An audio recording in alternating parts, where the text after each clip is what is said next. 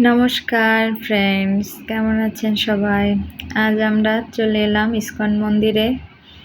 অনেক দিন থেকেই ভাবছিলাম ইস্কন মন্দিরে আসব। তো মা বাবা আসলো আমাদের বাসায় বেড়াতে, তো মা বাবাকে নিয়ে চলে আসলাম। এই তো আমরা ইস্কন মন্দিরের উদ্দেশ্যে রওনা দিলাম। একটা চার্জার গাড়ি করলাম, চার্জার গাড়িতে এখন যাচ্ছি। আর আমার ছেলে দেখুন কি করে, সে একা একা বসবে, তার দুষ্টামি কে দেখে। মা তো ভয়ে ওর হাত ধরে রাখছে, তারপরও সে হাত ধরতে চায় না, একা একা বসবে।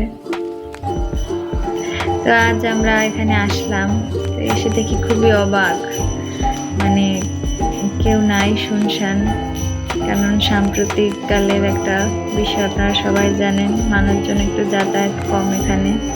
এমনি সময় আসলে বসারও জায়গা পায় না, বাইরে থেকে দাঁড়িয়ে দাঁড়িয়ে দেখতে হয়, ঠাকুর দর্শন করতে হয়। আজ এসে এমন খুবই ভালো লাগছে যে কেউ নেই, একদম ঠাকুরের কথা, প্রভুর কথা ভালোভাবে শুনতে পারছি। অনেক সময় বসে তারা কীর্তন করলো, ধর্মপাঠ আলোচনা করলো, অনেক সময় এখানে ছিলাম।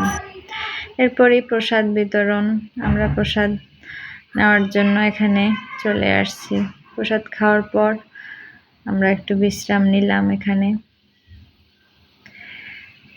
মা আবার চাইছিল একটু সাবুদানা নিয়ে যাবে, কারণ এখানকার সাবুদানা একুরেট হয় একাদশীর দিনে। মার আবার সাবু খেলে একটু ভালো থাকে, কারণ মা সারাদিন উপোস রাখতে পারে না, ফল খেলেও তার কষ্ট হয়। এই যে দেখুন, মা সাবুদানা কেনার পরে আমরা এখন চলে যাচ্ছি।